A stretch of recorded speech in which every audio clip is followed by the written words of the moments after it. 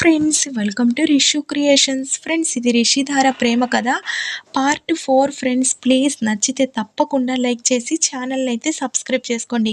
ఇక ఏంజెల్తో ఎంగేజ్మెంట్ గురించి రిషితో మాట్లాడడంతో రిషి అక్కడి నుంచి వెళ్ళిపోతాడు. ఆ తర్వాత వాళ్ళ మామ్ డాడ్కి డౌట్ వస్తుంది.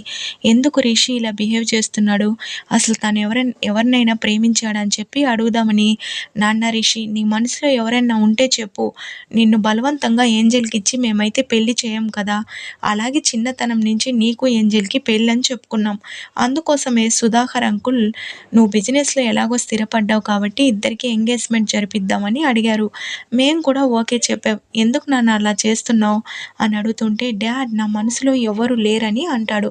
దాంతో మరెందుకు ఎంగేజ్మెంట్ వద్దంటున్నావు అని చెప్పడంతో, సరే డాడ్, ఓకే, మీ ఇష్టం, మీరు ఎప్పుడు ఎంగేజ్మెంట్ చేయాలనుకుంటే అప్పుడు చేయండి అని వెళ్ళిపోతాడు. ఆ తర్వాత వాళ్ళు సంతోషంగా సుధాకర్కి ఫోన్ చేసి రిషి కూడా ఓకే చెప్పాడని చెప్పడంతో ఏంజెల్తో చెప్తాడు ఇక వాళ్ళ నాన్న సుధాకర్. దాంతో ఏంజెల్ చాలా సంతోషంగా, ఏంటి రిషి ఓకే చెప్పాడా, రిషి ఎప్పుడెప్పుడు ఓకే చెప్తాడా అని నేను ఎదురు చూస్తున్నాను. నాకైతే చాలా హ్యాపీగా ఉంది డాడ్, రిషి నా లైఫ్లోకి రావాలని, నా లైఫ్ పార్ట్నర్ కావాలని నేను ఎంతగానో ఎదురు చూస్తున్నాను. రిషి అంటే నాకు ఎంత ఇష్టమో అని చెప్తుంటే, అదంతా మాకు తెలీదా అమ్మా, చిన్నతనం నుంచి నువ్వు తనని ఎంతలా ప్రేమిస్తున్నావు అని అంటారు. ఆ తర్వాత ఏంజెల్ నెక్స్ట్ డే రిషి వాళ్ళ ఆఫీస్కి వెళ్ళి, పద రిషి అని రిషిని పిలుస్తూ ఉంటుంది. రిషి ఎక్కడికి అని అడుగుతూ ఉంటే, ఎక్కడికంటావేంటి, మన ఎంగేజ్మెంట్కి మనం షాపింగ్ చేసుకోవద్దా అని చెప్పడంతో ఇక రిషి, నాకు మూడ్ లేదు ఏంజెల్, నువ్వు వెళ్ళి నీకు కావాల్సినవన్నీ తీసుకో అని అంటాడు.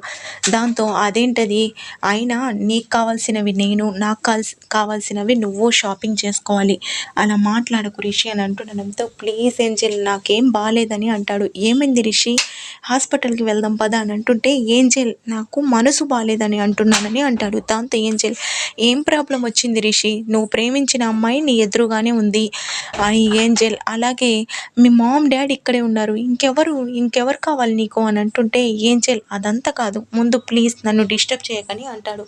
ఆ తర్వాత ఏంజెల్ చాలా డల్గా సరే రిషి అని చెప్పి అక్కడి నుంచి వెళ్ళిపోతుంది. ఇక ఎంగేజ్మెంట్ రోజు రానే వస్తుంది.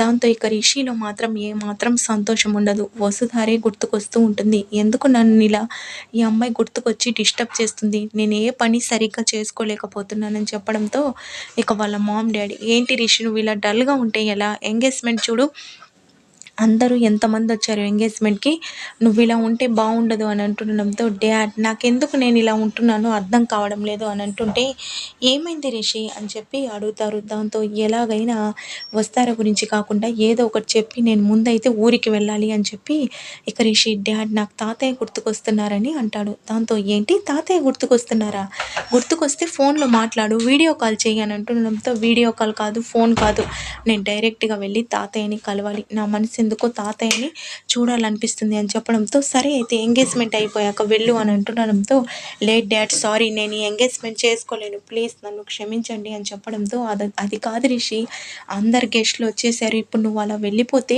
ఏంజెల్ వాళ్ళు ఏమనుకుంటారు అని అంటుండడంతో, ఎవరో ఏదో అనుకుంటారని నేను ఇలా ఇష్టం లేకుండా, నా మనసు బాగాలేకపోయినా నేను ఈ ఎంగేజ్మెంట్కి సిద్ధంగా ఉండలేను, ప్లీజ్ నన్ను వదిలేయండి డాడ్ అని చెప్పి ఇక వెంటనే బ్యాగ్ తీసుకొని అయితే ఇక ఇండియాకి బయలుదేరతాడు. ఆ తర్వాత ఏంజెల్ వాళ్ళకు కూడా ఈ విషయం తెలియడంతో, ఏంటి రిషి ఇలా చేశాడని చెప్పి వాళ్ళు చాలా కోపగించుకొని అక్కడి నుంచి వెళ్ళిపోతారు. ఆ తర్వాత రిషి వాళ్ళ మామ్ డాడ్, ఈ రిషికి ఏదో అయింది, అక్కడి నుంచి వచ్చిన తర్వాతనే ఇలా ప్రవర్తిస్తున్నాడు, అసలు ఏంటి రిషి ఇలా చేశాడు, అయినా మొన్నేమో ఊరికి వెళ్తే నేను ఉండలేను, 4 రోజులు ఎలా ఉండాలని అన్నాడు, ఇప్పుడేమో తాతయ్య గుర్తుకొస్తున్నారని వెళ్ళాడు, నిజంగానే మా డాడ్ కోసమే వెళ్ళాడా లేకపోతే ఎవరినన్నా ప్రేమించాడా రిషి అని అంటుండడంతో, ఏమోనండి, నాకు కూడా అర్థం కావడం లేదని ఇద్దరూ మాట్లాడుకుంటూ ఉంటారు. ఇక రిషి వాళ్ళ తాతయ్య వాళ్ళు ఊరికైతే వెళ్తారు. అక్కడికి వెళ్ళిన తర్వాత వాళ్ళ తాతయ్య కూడా, ఏంటి నాన్న రిషి, నీ ఎంగేజ్మెంట్ అని మీ నాన్న చెప్పాడు, నువ్వేంటి ఇక్కడికి వచ్చావు అని అంటుంటే, ఆ ఎంగేజ్మెంట్ క్యాన్సిల్ చేశాను తాతయ్య అని అంటాడు.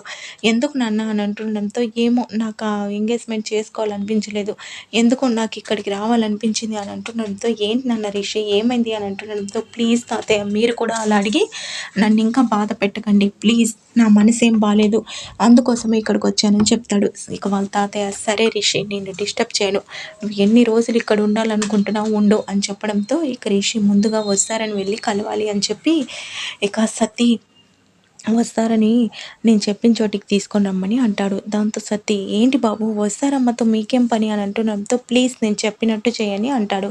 ఆ తర్వాత వస్తారని రిషి పిలుస్తున్నాడని చెప్పడంతో వస్తారా రిషి వచ్చాడా అని అంటుంది.